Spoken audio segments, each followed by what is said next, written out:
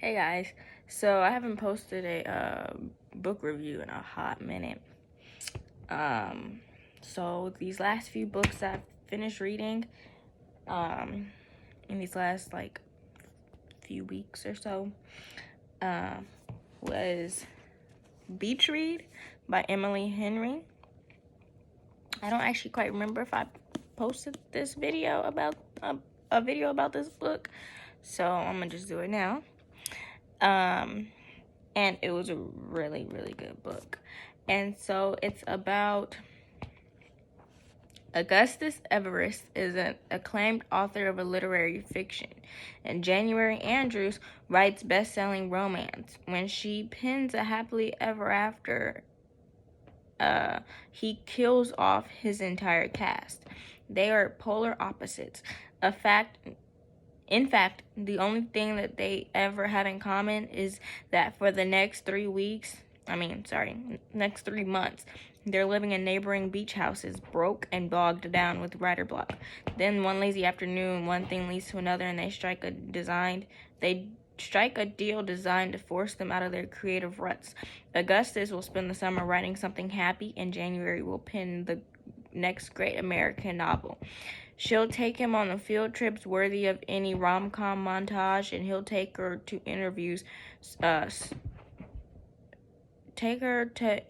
surviving members of backwood death cult, obviously. But everyone will finish a book, and no one will fall in love, really.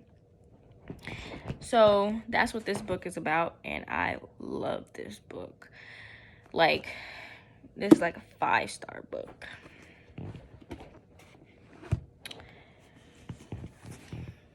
Sorry, my cat is attacking me. The next one is another Emily Henry, The Book Lovers. And so this is another 5-star read. And this one is about Nora. Her life is books. She reads them all. And she is not that type of heroine?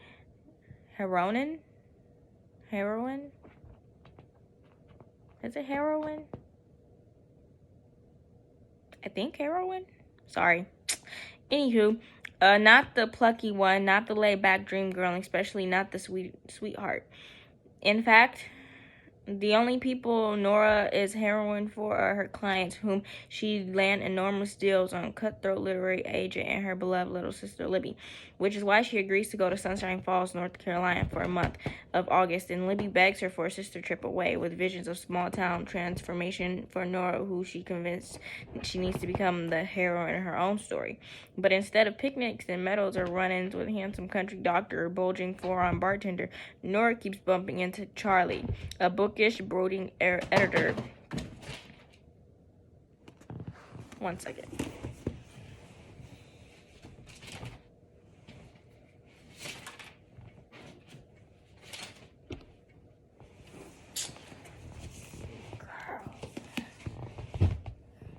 She dropped my AirPods. You want the pen? Go get the pen. Over there.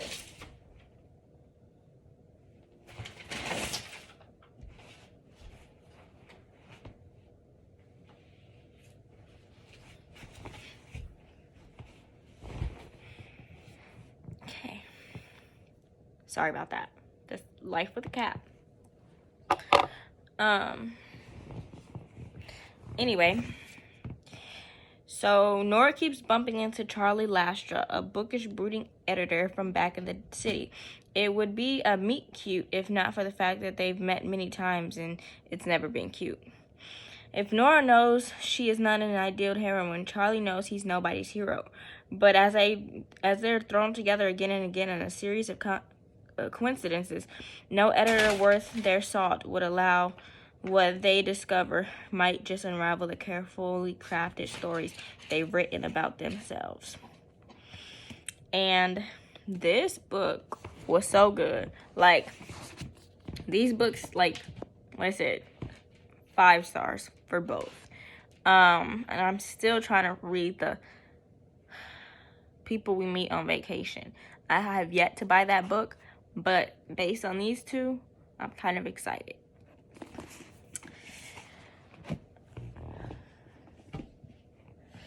Okay.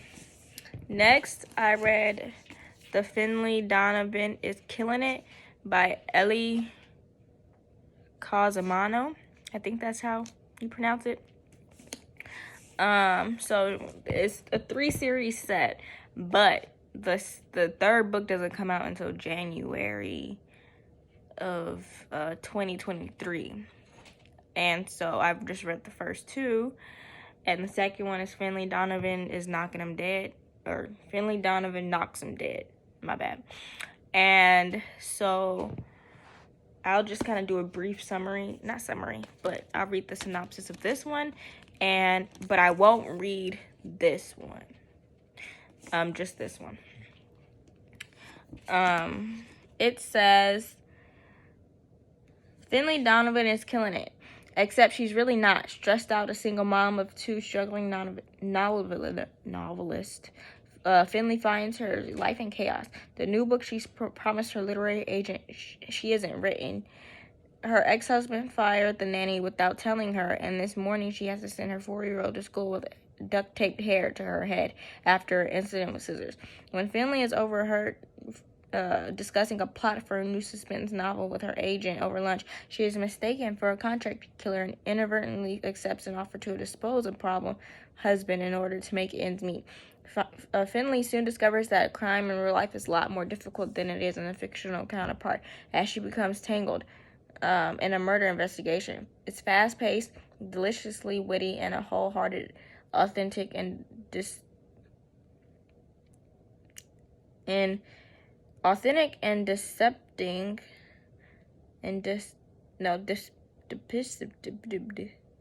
I have no idea what that word is.